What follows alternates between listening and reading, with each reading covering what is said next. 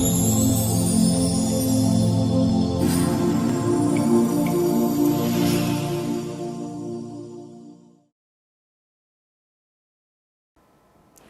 Everyone, आज हम एक बेहद ही महत्वपूर्ण विषय पर चर्चा करने जा रहे हैं, राफेल डील।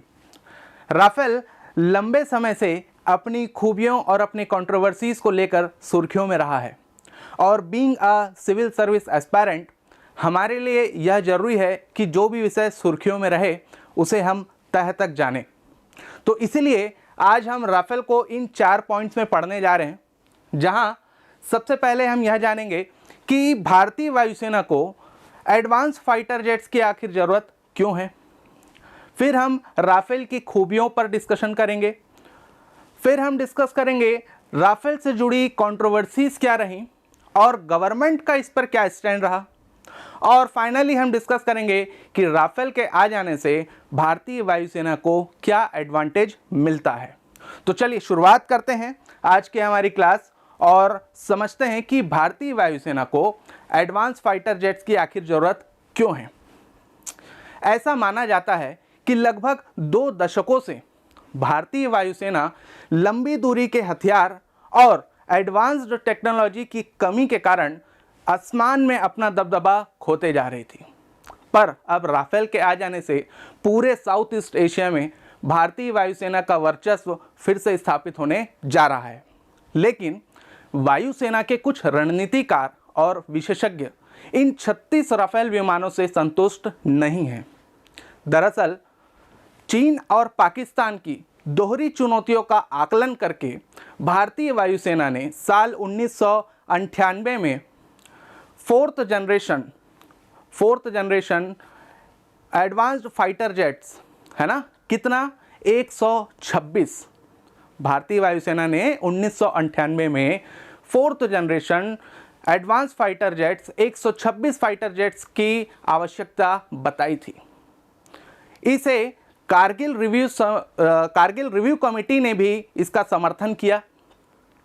हमारे विशेषज्ञों के अनुसार हमारे पास 40 स्क्वाड्रंस, हमारे भारतीय वायुसेना में 40 स्क्वाड्रंस होने चाहिए, पर वर्तमान में अभी है 30।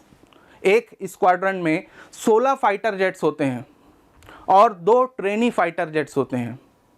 एक रिपोर्ट के अनुसार अगर भारत दोनों फ्रंट पर जंग लड़ता है तो 2027 से 2032 के बीच हमारे पास मिनिमम 42 स्क्वाड्रंस होने चाहिए। तो यह स्पष्ट है कि राफेल के आ जाने से हमें मजबूती तो मिली, पर हम संख्या में अभी भी पीछे हैं। एक नज़र डालते हैं हमारे एग्जिस्टिंग फ्लीट पर।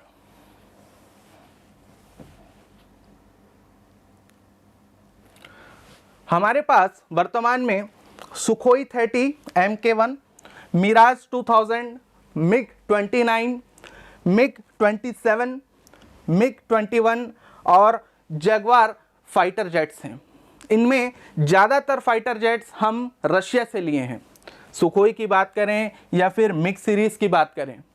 मिराज 2000 ये हम फ्रांस से लिए हैं। डसाल्ट एविएशन जो हमें राफेल अभी प्रोवाइड कर रहे हैं, उन्हीं से हमने मिराज 2000 भी लिया था। सुखोई 2002 में भारतीय वायुसेना में शामिल होता है। मिराज का यूज़ हम कारगिल वॉरफेयर में और सर्जिकल स्ट्राइक 2.0 में इसका इस्तेमाल हमने किया। काफ़ी महत्वपूर्ण जहाज़ है हमारे लिए, पर ये 1985 में भारतीय वायुसेना का भाग बनता है। मिग सीरीज़ की बात करें तो मिग की कहानी और भी पुरानी है। मिग 21 बाइसन ये 1971 के इंडो पाक वॉर में काफ़ी महत्वपूर्ण साबित हुआ था और पिछले साल चर्चा में भी रहा था, जब हमारे बहादुर एयरफोर्स पायलट अभिनंदन ने मिग 21 बाइसन के साथ जब उड़ान भरी और F-16 जो एडवांस्ड फाइटर एयरक्राफ्ट है पाकिस्तान का, उसे मार गिराया। वर्तमान में मिग 21 को अब हम रिप्लेस करने जा रहे हैं तेजस से, जो हिंदुस्तान एरोनॉटिक्स लिमिटेड द्वारा बनाया जा रहा है। जगुआर को हम रिटायर करने जा रहे हैं। मिग 27 की भी कहानी बहुत पुरानी हो चुकी है। तो अभी की स्थिति को देखते हुए भारतीय वायुसेना को advanced 4th generation fighter aircraft की ज़रूरत तो है ही है, पर हमें अपने एग्जिस्टिंग फ्लीट को भी बढ़ाना है। क्लियर है? चलिए अब हम आगे बढ़ते हैं और राफेल की खूबियों पर एक नज़र डालते हैं। राफेल फ्रांस की Dassault aviation, French company Dassault aviation द्वारा बनाया गया एक फाइटर जेट है। ये 2 इंजनों वाला 4th जनरेशन फाइटर एयरक्राफ्ट है। क्लियर है? लेकिन इसके अपग्रेडेशन पर हम जब नज़र डालेंगे ना, तो ये 4th जनरेशन से अपग्रेड होके हमें 4.5 जनरेशन का एक फाइटर विमान जेट मिलने जा रहा है। कैसे? देखिए, इसके वेट की अगर हम बात करें तो विदाउट पेलोड इसका वजन है 10 टन का, लेकिन विथ पेलोड है ना, इसका वजन हो जाता है 25 टन। और 25 टन के वजन के साथ ये 60 घंटे का अतिरिक्त उड़ान भर सकता है। पेलोड मतलब ये जो मिसाइल्स आप देख सक रहे हैं, ये जो मिसाइल्स लगे होते हैं ना, है ना, इसे कहते हैं पेलोड। तो पेलोड के साथ ये 60 आवर्स की फ्लाइट कर सकता है। क्लियर है? राफेल स्टील्थ टेक्नोलॉजी या लो ऑब्जर्वेबल टेक्नोलॉजी से लेस है। क्या होता है स्टील्थ टेक्नोलॉजी? स्टील्थ टेक्नोलॉजी दुश्मन के रडार को चकमा देने के लिए, है ना, मतलब हम उनके रडार में दिखे ही ना और एयर स्ट्राइक करके वापस आ जाएं। क्लियर है? तो स्टील्थ टेक्नोलॉजी से हम दुश्मन के रडार को चकमा दे सकते हैं। ये 5th जनरेशन फाइटर जेट्स में लगता है, जिसे हमने अपने राफेल में इसे अपग्रेड करवाया है। मिसाइल सिस्टम्स पर अगर एक नज़र डालें तो इसमें एक बहुत ही महत्वपूर्ण missile meteor beyond visual range missile, जो एक एयर टू एयर मिसाइल है ना, meteor beyond visual range missile लगी हुई है। इसका रेंज है 150 किलोमीटर, मतलब हवा में 150 किलोमीटर दूर से ही टारगेट को लॉक करके उड़ाया जा सकता है, उसके पास जाने की ज़रूरत ही नहीं है। क्लियर है? और है एक और महत्वपूर्ण missile scalp cruise missile. Scalp cruise missile ये एयर टू सरफेस मिसाइल है, इसका रेंज है 300 किलोमीटर। इसके अलावा भी जो हमने मॉडिफिकेशन इसमें करवाए हैं उस पर भी एक नज़र डाल लेते हैं। इसमें हम इजराइल द्वारा बनाए गए हेलमेट माउंटेड डिस्प्ले, है ना, हेलमेट माउंटेड डिस्प्ले यूज़ करने जा रहे हैं। मतलब जो फाइटर जेट के जो पायलट्स हैं उन्हें हेलमेट में ही पूरा डिस्प्ले दिखेगा, मतलब कोई मॉनिटर या कोई स्क्रीन को देखने की उनको ज़रूरत नहीं है, उनके हेलमेट में ही सारा डिटेल आ जाएगा और with in a fraction of second pilot दुश्मन के एयरक्राफ्ट को लॉक करके गिरा सकेगा। क्लियर है? इसमें radar warning receivers, low band jammers, 10 घंटे का फ्लाइट डाटा रिकॉर्डिंग और इंफ्रारेड सर्च और ट्रैकिंग सिस्टम जैसे एडवांस्ड मॉडिफिकेशन हमने करवाए हैं। फिर इसकी फ्यूल कैपेसिटी की बात करें तो इसका फ्यूल कैपेसिटी है अराउंड 17,000 kg। और एक चीज़, राफेल को हवा में ही रिफ्यूल किया जा सकता है, मतलब इसे ईंधन भराने के लिए ज़मीन में लैंड करने की ज़रूरत नहीं है। इसके स्पीड की हम बात करें तो राफेल 1 मिनट में 60,000 फुट की हाइट पर जा सकता है। कितना? 60,000 फुट की हाइट पर, है ना। इसकी जो मैक्सिमम स्पीड है हाई एल्टीट्यूड में, इसकी जो मैक्सिमम स्पीड है वो है 1.8 मैक, यानी 2223 किलोमीटर पर आवर। इसमें एक खास तरह का रडार सिस्टम भी लगा है जो 100 किलोमीटर के दायरे में 40 टारगेट को आइडेंटिफाई कर सकता है। कितना? 40। यही सारी खूबियां राफेल को बहुत खास बना देती हैं। क्लियर है? चलिए अब हम आगे बढ़ते हैं और आते हैं इंपॉर्टेंट पॉइंट पर, जो कंट्रोवर्सी है राफेल से रिलेटेड। तो राफेल की जो कंट्रोवर्सी है ना, ये 4 प्रश्नों के इर्द गिर्द घूमती है। कौन से 4 प्रश्न? कि फाइटर जेट्स की संख्या 126 से घटाकर 36 क्यों कर दी गई? पहला प्रश्न। दूसरा प्रश्न कि राफेल की कीमत में 3 गुना इजाफा आखिर क्यों हुआ? हिंदुस्तान एरोनॉटिक्स लिमिटेड को डील से बाहर कर एक प्राइवेट कंपनी को यह कैसे कॉन्ट्रैक्ट मिल गया, और राफेल डील को कॉन्फिडेंशियल क्यों रखा गया। तो इन 4 प्रश्नों के इर्द गिर्द ही पूरी कंट्रोवर्सी घूमती है। क्लियर है? चलिए समझते हैं। कहानी की शुरुआत होती है साल 2007 से, जब डिफेंस एक्विजिशन काउंसिल के अध्यक्ष और तत्कालीन रक्षा मंत्री A.K. Antony 126 medium multi role combat aircraft, क्या medium multi role combat aircraft खरीदने का अप्रूवल देते हैं। कितने का? 126। क्लियर है? जब हम अप्रूवल हमें मिल जाता है डिफेंस एक्विजिशन काउंसिल से, फिर चालू होता है क्या? Bidding process. तो दुनिया के 6 बड़े कंपनी अपने प्रपोजल लेकर भारत आई।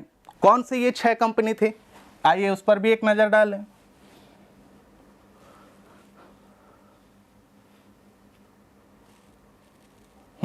तो ये 6 कंपनी थे Boeing FA-18 super hornet, Lockheed Martin F-16 जो पाकिस्तान के पास है, यूरोफाइटर टाइफून, रशिया का MiG-35, स्वीडन का साब ग्रिपन और डसॉल्ट एविएशन का राफाल। हमारी वायुसेना इन सभी फाइटर जेट्स की एक बहुत गहन परीक्षण करती है, इनके टेस्ट फ्लाइट्स होती हैं और फाइनली 2011 में, कब? 2011 में भारतीय वायुसेना 2 फाइटर जेट्स को शॉर्टलिस्ट करती है। कौन से 2? एक है यूरोफाइटर टाइफून और दूसरा डसॉल्ट एविएशन का राफेल। और इन दोनों के बीच कॉन्ट्रैक्ट किसे मिलता है? कॉन्ट्रैक्ट मिलता है डसॉल्ट एविएशन को, क्योंकि डसॉल्ट एविएशन का जो बिड था वो यूरोफाइटर टाइफून से कम था, और दूसरा as compare to Eurofighter Typhoon Rafale का जो मेंटेनेंस कॉस्ट है वह भी कम है। क्लियर है? तो आखिर ये डील हुई क्या? 2012 में डील फाइनलाइज हुआ और यह डील था कि 126 फाइटर जेट्स हम खरीदेंगे, लेकिन इसमें से 18 जेट्स, कितने? 18 jets ready to fly condition में हमें फ्रांस से मिलेंगे, और बाकी के शेष जो रह जाते हैं कितना? 108। तो बाकी के जो ये शेष 108 फाइटर जेट्स हैं, ये ट्रांसफ़र ऑफ टेक्नोलॉजी के तहत डसॉल्ट एविएशन और हिंदुस्तान एरोनॉटिक्स लिमिटेड द्वारा संयुक्त रूप से भारत में ही बनाए जाएंगे। क्लियर है? तो ये हुआ था डील। अब प्रश्न यह उठता है कि ये आखिर 126 से 36 क्यों हो गया? तो आइए इसे समझते हैं। जब 2014 में एनडीए की सरकार आती है तो फिर से डील को रिवाइज किया जाता है। एनडीए की सरकार द्वारा जो मॉडिफिकेशंस है ना, जिस मॉडिफिकेशन में हम अभी रफाल को खरीद रहे हैं, इन मॉडिफिकेशंस के साथ हम अगर 126 फाइटर प्लेन्स खरीदते तो बजट काफ़ी हमारा बढ़ जाता। क्लियर है? कॉस्ट बहुत बढ़ जाता। और दूसरा चीज़, हमें रेडी टू फ्लाई कंडीशन में क्या मिल रहा है? केवल 18 विमान, है ना, और शेष विमान HAL और डसॉल्ट एविएशन के द्वारा बनाए जाएंगे भारत में। लेकिन यह एक टाइम टेकिंग प्रोसेस है। तो सरकार ने जब यह मामला सुप्रीम कोर्ट में पहुंचा तो सुप्रीम कोर्ट में इस चीज़ को कहा सरकार ने कि अगर HAL राफेल बनाता है तो डसॉल्ट एविएशन के कंपैरिजन में हिंदुस्तान एरोनॉटिक्स लिमिटेड को 2.7 टाइम्स ज़्यादा मैन आवर्स लगेंगे। मतलब जितने समय में डसॉल्ट एविएशन एक फाइटर जेट तैयार करेगा, लगभग उसका 2.5 गुना समय लगेगा HAL को, और हमारे पास वर्तमान की स्थिति को देखते हुए इतना समय नहीं है। इसलिए हमें क्या चाहिए था? इसलिए हमें एक रेडी स्क्वाड्रन चाहिए एडवांस फाइटर जेट्स का। क्लियर है? एडवांस फाइटर जेट्स का रेडी टू फ्लाई कंडीशन में एक पूरा स्क्वाड्रन चाहिए। तो इसलिए हमने नंबर 126 से घटा के कितना कर दिया? 36, और ये पूरे के पूरे फ्रांस से बनकर यहाँ आ रहे। क्लियर है? तो 126 से 36 क्यों हुआ? दो चीज़ें ध्यान रखिएगा, पहला कॉस्ट और दूसरा हमें रेडी टू फ्लाई कंडीशन में यहाँ पर राफेल चाहिए थे, और वो भी एक पूरा स्क्वाड्रन हमारा, है ना, मतलब एक पूरी फ्लीट एडवांस फाइटर जेट्स की। क्लियर हुआ? चलिए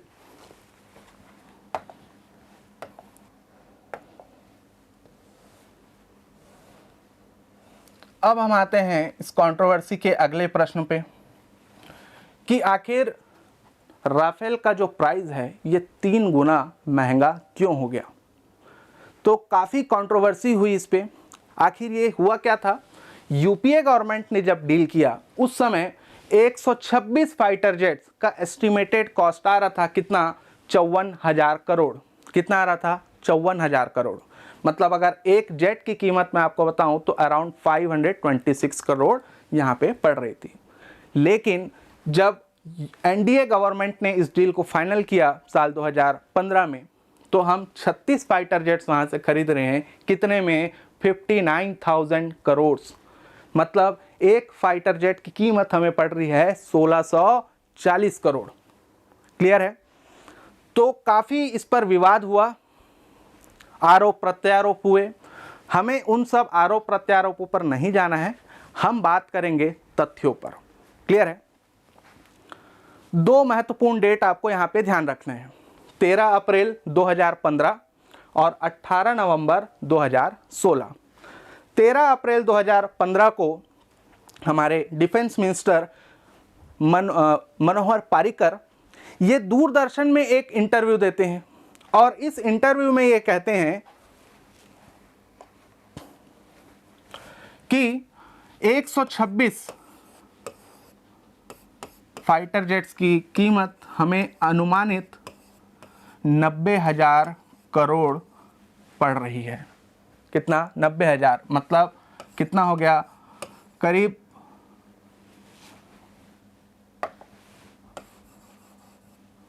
करीब 714 करोड़। क्लियर है? 714 करोड़। तो ये फिगर तो फिर भी आसपास ही था, है ना। अब अचानक से जब डील फाइनल होती है तो पर राफेल जेट का कीमत कितना हो जाता है? 1640 करोड़, है ना। तो इस पर क्लैरिफिकेशन देने के लिए 18 नवंबर 2016 को एक स्टेटमेंट आता है minister of state for defence, है ना। ये संसद में एक स्टेटमेंट देते हैं, एक्सप्लेनेशन देते हैं, और इसमें कहते हैं कि प्रत्येक राफेल की कीमत है 670 करोड़। कितना है? 670 करोड़।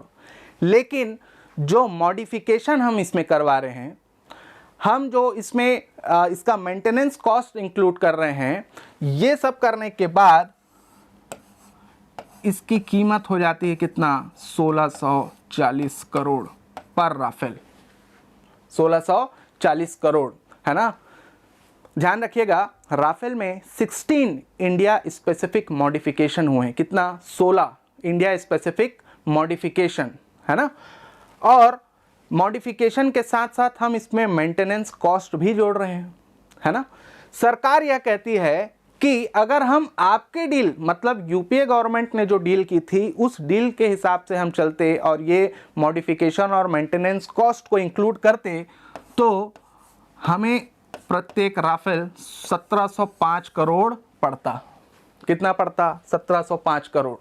हम आपसे 65 करोड़ रुपए कम में राफेल को खरीद रहे हैं, ना कि 3 गुना ज़्यादा दाम दे रहे हैं। समझ में आया? तो इसे कुछ इस तरह भी हम समझ सकते हैं, आप और मैं, हम दोनों 2 कार ले रहे हैं, एक ही कंपनी की, एक ही मॉडल, एक ही कलर। क्लियर है? आप मुझे बताते हैं कि सर ये कार मुझे 10 लाख रुपए ऑन रोड पड़ी। मैं आपको बताता हूँ कि भाई मेरी गाड़ी 19 लाख रुपए पड़ी। तो आप सोचेंगे भाई जब कंपनी एक है, मॉडल एक है, कलर एक है, तो सर काहे 9 लाख रुपए बढ़ा के बता रहे हैं। तो मैं आपको फिर बताता हूँ कि भाई मेरी कार में बुलेट प्रूफ ग्लास लगा है, लैंड माइन डिटेक्टर लगा है, उसकी जो स्टील फ्रेम है, कार की जो स्टील फ्रेम है वो इतनी मजबूत है, इतनी हाई क्वालिटी की है कि आप उसमें अगर डायनामाइट भी फेंकें तो कार को कुछ नहीं होना। क्लियर है? इसमें जो टेक्नोलॉजी लगी है वो डायरेक्ट सैटेलाइट से कनेक्टेड है। कहीं पे भी मैं जाऊं, किसी भी रिमोट एरिया में रहूं, मेरा जीपीएस और मोबाइल नेटवर्क रहेगा। तो ये सारा जब मैं अपग्रेडेशन कराया, मॉडिफिकेशन कराया, इसलिए मेरी कार 10 की जगह कितनी पड़ रही है? 19 लाख। यही कहानी है राफेल की भी। क्लियर है? समझ में आया आपको? चलिए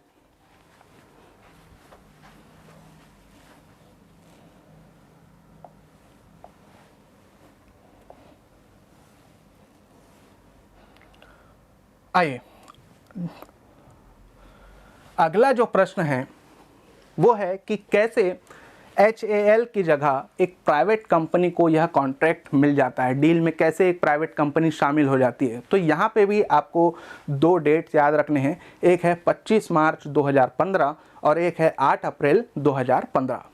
25 मार्च 2015 को डसॉल्ट एविएशन के CEO एक प्रेस वार्ता में हॉल के चेयरमैन का जिक्र करते हैं और खुशी जाहिर करते हैं कि हम हॉल के साथ काम करने जा रहे हैं। 8 अप्रैल 2015 को उस समय के हमारे विदेश सचिव एस जयशंकर, जो वर्तमान में अभी हमारे फॉरेन मिनिस्टर हैं, उनका स्टेटमेंट आता है कि डसॉल्ट एविएशन, रक्षा मंत्रालय और हॉल राफेल को लेकर चीज़ें फाइनलाइज करने जा रहा है। कब आता है? 8 अप्रैल 2015। लेकिन ठीक 2 दिन बाद 10 अप्रैल, है ना, 10 अप्रैल 2015 को जब हमारे प्रधानमंत्री फ्रांस में यह डिक्लेयर करते हैं कि हम 36 राफेल विमान खरीदने जा रहे हैं, तो उस डील में हॉल का नाम गायब हो जाता है और एक नई कंपनी का नाम आ जाता है। क्या? रिलायंस डिफेंस लिमिटेड, जिसके अनुभव पर सवाल उठाए जाते हैं और यह भी आरोप लगाया जाता है कि यह डील से कुछ दिन पहले ही इस कंपनी को बनाया गया है। अब आग में घी डालने का काम कर देते हैं कौन? फ्रांस के ex president mister François Hollande, है ना, जो 2012 से 2017 तक फ्रांस के प्रेसिडेंट रहे। तो उनका स्टेटमेंट आता है कि डसॉल्ट एविएशन के पास कोई और ऑप्शन था ही नहीं। भारत की सरकार ने रिलायंस डिफेंस लिमिटेड का नाम प्रपोज किया। इसके बाद विवाद चालू हो जाता है। इसके बाद और भी ज़्यादा आरोप प्रत्यारोप होते हैं। फिर इस पर क्लेरिफिकेशन देने के लिए डसॉल्ट एविएशन सामने आता है और डसॉल्ट एविएशन का स्टेटमेंट जारी होता है और वो यह कहते हैं कि इस डील में एक महत्वपूर्ण क्लॉज है। क्या है? इस डील में एक महत्वपूर्ण क्लॉज है, ऑफसेट क्लॉज।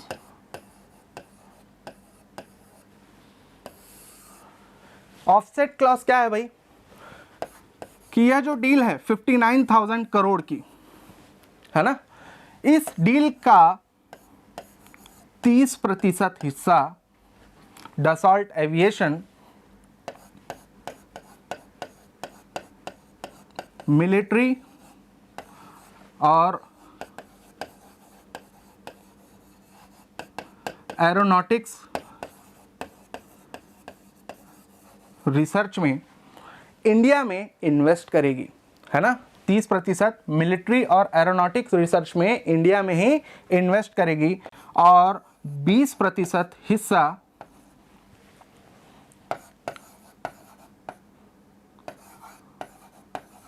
राफेल के इक्विपमेंट्स बनाने में यहाँ पर लगाएगी, है ना। मतलब कुल मिलाकर 50% का इन्वेस्टमेंट डसॉल्ट एविएशन को भारत में करना है ना। 30% मिलिट्री और एरोनॉटिक्स रिसर्च में और 20% राफेल के इक्विपमेंट्स बनाने में। तो डसॉल्ट एविएशन यहाँ पर क्या कहती है?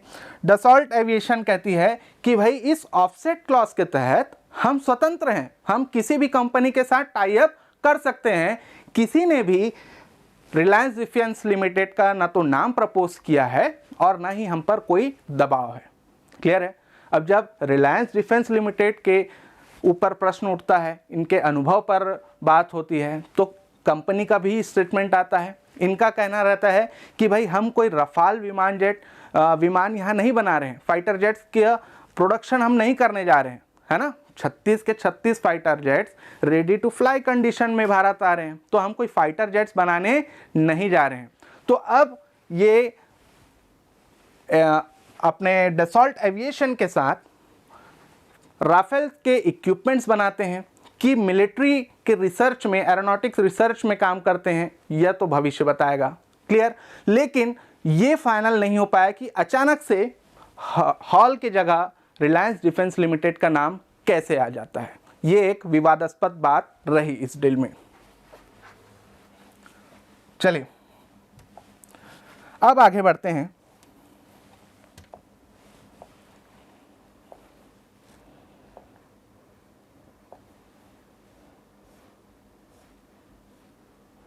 अब आते हैं हम इस डील के कॉन्फिडेंशियल क्लॉज में। क्या था ये कॉन्फिडेंशियल क्लॉज? हमारी रक्षा मंत्री प्रेस वार्ता करते समय, जब विवाद काफ़ी बढ़ चुका था, तो एक प्रेस वार्ता करती हैं और प्रेस वार्ता में ये कहती हैं कि राफेल से संबंधित हम हर डिटेल साझा करने के लिए तैयार हैं। क्लियर है। लेकिन कुछ दिन बाद वह अपने बात से मुकर जाती हैं और कहती हैं कि हमने एक कॉन्फिडेंशियल क्लॉज, सीक्रेसी क्लॉज पर दस्तखत किए हैं और उसके तहत हम बाध्य हैं, हम आपको स्पेसिफिक डिटेल्स नहीं बता सकते। क्लियर है। हमने आपको टोटल बता दिया कि इतना पड़ रहा है हमें कुल मिलाकर 36 राफेल विमान, लेकिन मॉडिफिकेशन में कितना पड़ रहा है, इक्विपमेंट्स हम कितने ले रहे हैं, है ना। तो ये डिटेल्स हम आपको शेयर नहीं कर सकते। इस पर भी विवाद उठा जब साल 2019 में फ्रांस के प्रेसिडेंट भारत आते हैं, मैक्रॉन, और कहते हैं कि अगर भारत सरकार चाहे तो विपक्ष को भरोसा देने के लिए डील की कुछ बातें शेयर कर सकती हैं। तो यहाँ पर भी दो तरह की बातें हो जाती है। यह भी स्पष्ट नहीं हुआ कि आखिर कॉन्फिडेंशियल क्लॉज क्यों लाया गया, है ना। जब ये पहले का जो डील हुआ था उसमें तो कोई ऐसा कॉन्फिडेंशियल क्लॉज नहीं था, लेकिन बाद में फिर ये क्यों लाया गया, यह भी एक विवाद का मुद्दा बना। तो ये था पूरा राफेल से रिलेटेड कंट्रोवर्सी, है ना। अब हम बात करते हैं कि राफेल के आ जाने से भारत के वायुसेना को क्या एडवांटेज मिलता है।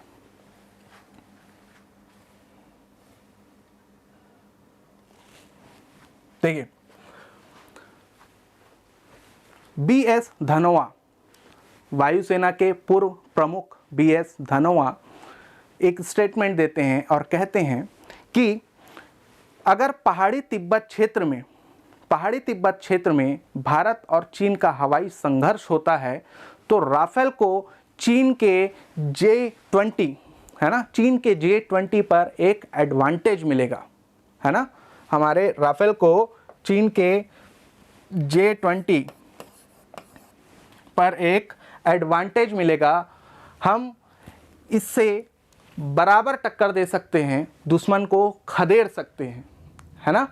चीन का जो यह जहाज है J-20, इसे चीन 5th जनरेशन का फाइटर जेट कहता है, क्लेम करता है। अकेला चीन ही क्लेम करता है और कोई दुनिया में इसे 5th जनरेशन का फाइटर जेट नहीं मानता है।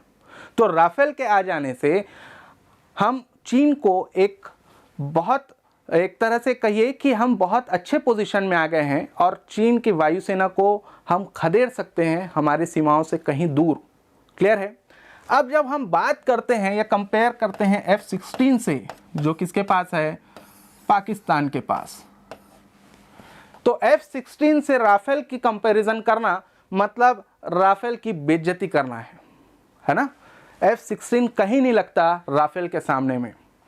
हमारे जो बहादुर फाइटर पायलट्स हैं, जब वो MiG-21 बाइसन से इसे ध्वस्त कर सकते हैं, तो ज़रा अंदाज़ा लगाइए कि राफेल के आ जाने के बाद इनका क्या हालत हम कर सकते हैं। तो F-16 से कोई कंपैरिजन नहीं है और चाइना के J-20 को भी हम कड़ा टक्कर दे रहे हैं। मतलब स्पष्ट है कि आने वाली स्थिति में अगर हमें दोनों फ्रंट पर जंग लड़ना पड़े तो भारतीय वायुसेना इतनी सक्षम रहेगी कि चीन के J-20 और पाकिस्तान के F-16 को काउंटर ईजिली कर सके। लेकिन यहाँ पर भी एक चीज़ क्या मैटर करता है, संख्या, है ना। हमें अपने फ्लीट की संख्या बढ़ानी होगी। ठीक है, हम एडवांस फाइटर जेट्स राफेल ले आए हैं, लेकिन हमें संख्या और बढ़ानी है भविष्य में। क्लियर हुआ? तो ये था पूरा राफेल से रिलेटेड हमारा आज का डिस्कशन। उम्मीद करता हूँ कि आपको जो भी आज हम डिस्कस किए हैं क्लियर हुआ है, आपके काफ़ी ये काम आएगा। नेक्स्ट क्लास में फिर किसी नए टॉपिक के साथ मिलेंगे। आज के लिए थैंक यू।